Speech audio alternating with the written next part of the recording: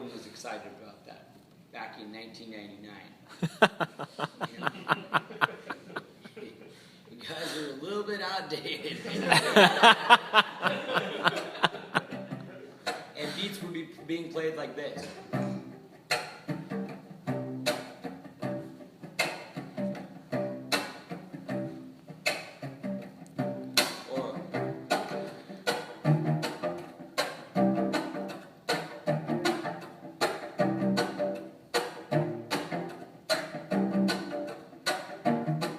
And then there were people like Daryl and Casey who realized that it wasn't just a little thing. It was like a vehicle towards a whole universe, an undiscovered valley of rhythm and stuff. And then they like started pursuing it as a thing, like what can be done with this, and let's like really go there. Let's like freak out on the chop and like go crazy and see what can be done. So Casey came up with all kinds of triple things and just ways of going. Because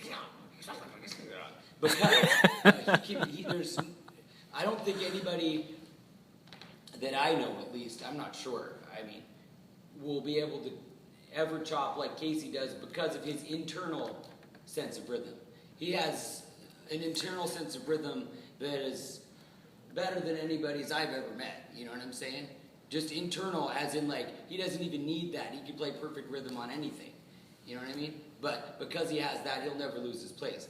I have less of a sense of rhythm, so I have to make it more of a binary system where I lock myself into a grid and keep myself in the beat automatically. You know, I don't want to be doing a bunch of stuff that get me thrown off or whatever.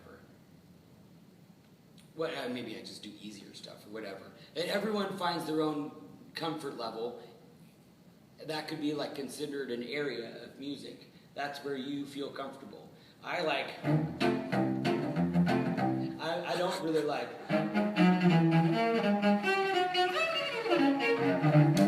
That stuff's too hard for me.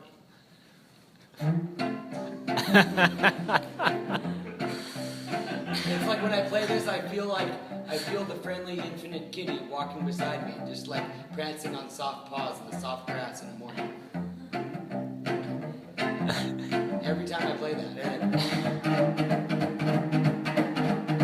I like that kind of stuff too. Okay, anyways, I'm getting off track. But so it took some visionary work to even consider from Casey and stuff that the chop was something that could be a thing, more than just like a little backbeat when you're playing with Hanukkah, you know?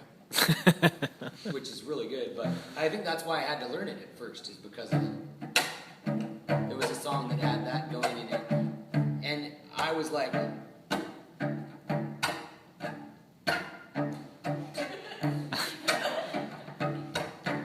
you know, it doesn't ever sound good at first. It takes years. And then, so after Casey freaked out in his way, I started freaking out on it in my own way, and I realized that I really liked this because the cello offers a different set of possibilities with it. That you can play a bass note and then some treble notes and then a whack and then some more treble notes.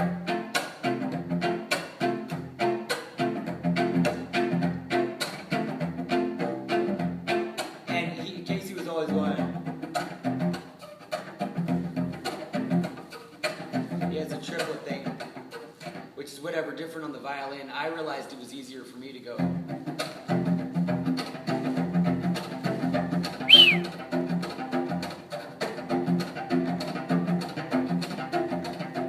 That would be another, 18 to 57 hours sitting there going like this.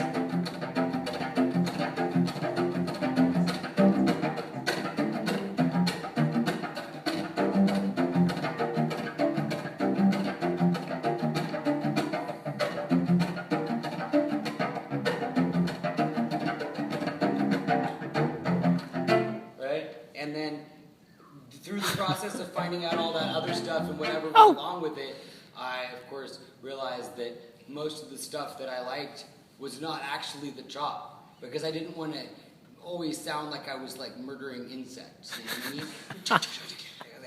There's like too much of that. I wanted to be more smooth, so figure out how to do it without it. Like, it's kind of arguable what's better.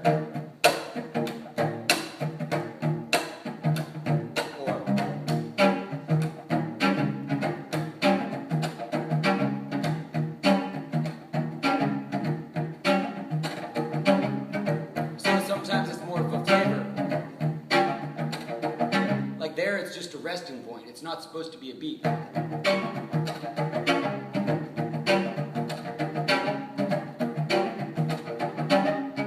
don't know what it sounds like. It's like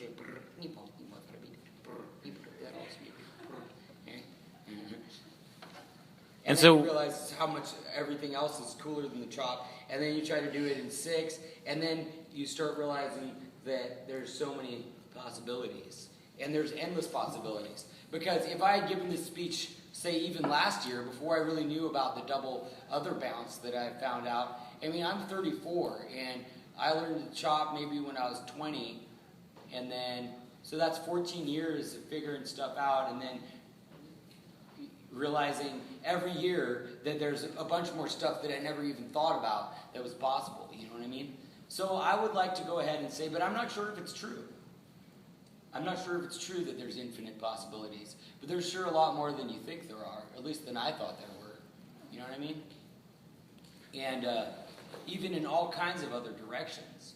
Like, who knows? I saw this guy Ben Soli play recently, last year, and he just totally destroyed it. He was so good, and he was using the chop in just such a different way than I would, because he's a person on his own, and he freaked out on it in his own personal way for a long time and came up with some stuff that worked for him, you know? So. Can you show us sort of like how you started with the bounce and where you are with it now? Oh yeah, I was going to give the evolution of the bounce, and it became an evolution of the chop. That was an accident. Well, the bounce became... How did that come about? It was probably an accident. On 2 downs to make a down, down, up, down, down, up, down, down, up type of triplet, where you bounce it on the down. Because I figured this bounces so much, you know, and you can always go.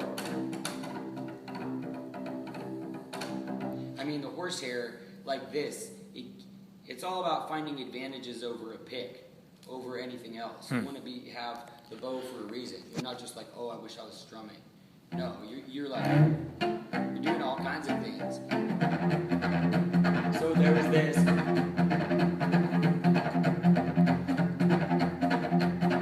On all parts of me. Woo! And you can even play with the beat.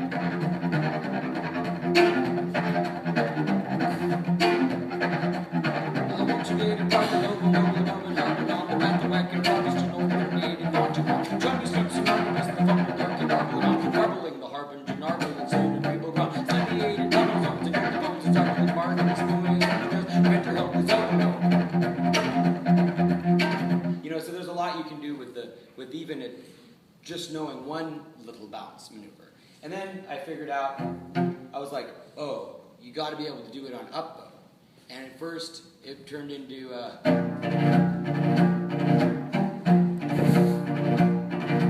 and I got obsessed with marches for a while.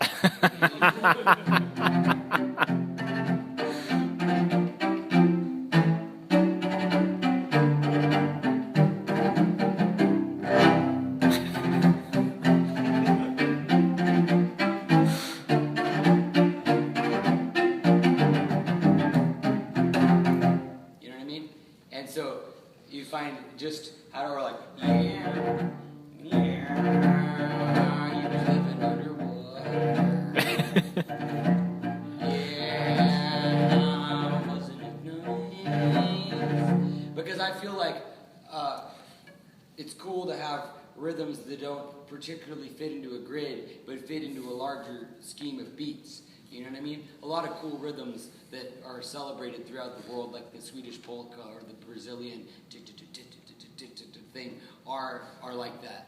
I think they're actually from physical accidents. I think the shaker thing comes from having to get back to the downbeat. They're like,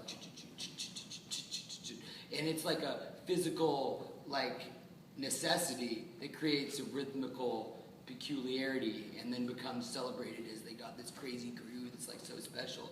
But they were just trying to get back to the freaking downbeat, you know? Same with this, sorry. So you can...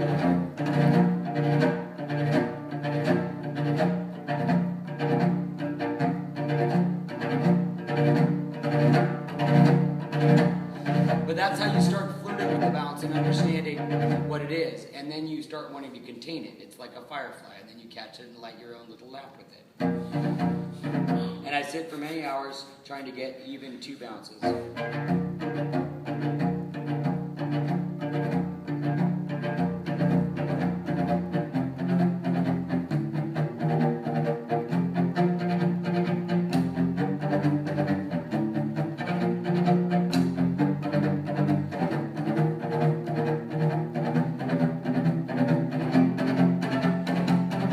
And do it on 3 strings.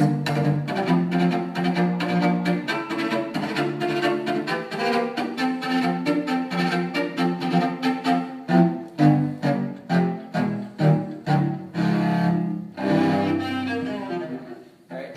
And then you're like, well, if I can get 2 up bounces, couldn't I get 2 down bounces afterwards? And then end up with infinite bounces, like a keep all day long, like you can with this.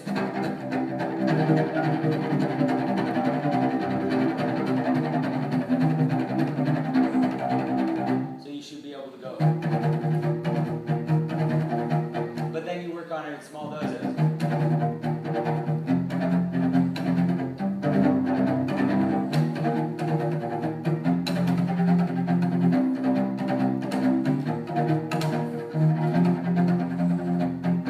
Well, this is a trail that hasn't been completely cleared yet in my own wilderness.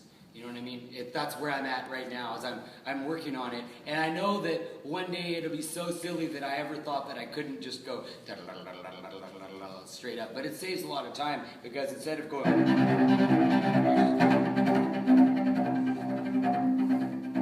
when you can get it right. It doesn't sound good right now, but it does work very good for this. This is one of the reasons that I really wanted to work on this, because I glimpsed the possibility of when you're playing bluegrass, or not bluegrass, just any boom chick beat, which happens to be about every 9.5 songs for me on average.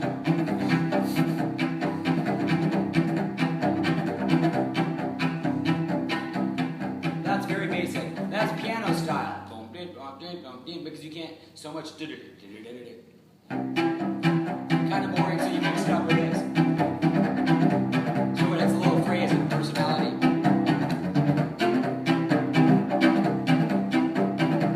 But then, if you speed it up,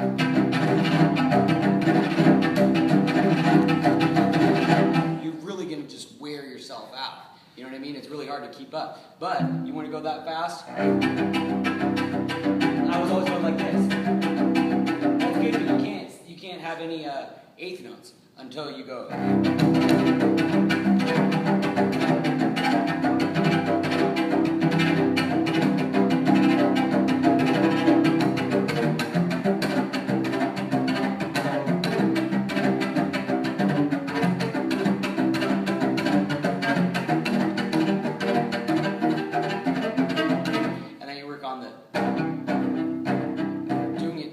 Even if you don't learn to string them together, it still works pretty good. I have a song called And before, I always tried to play it, because in 2006, I tried to play it like this.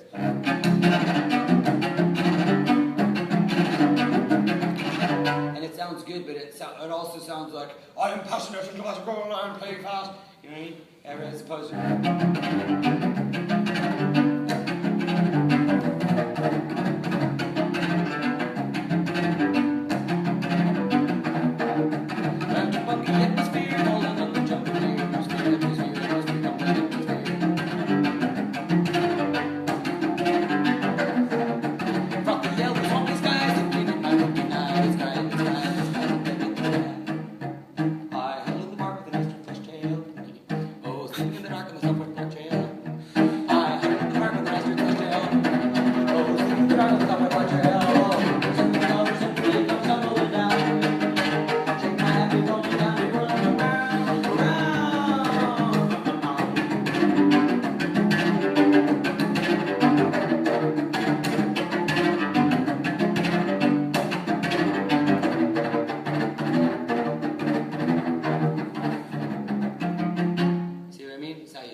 together. Now, does that give you enough of an idea of how to potentially do something like that? Because I feel good about that. I think that is I think that's all right with me. Awesome.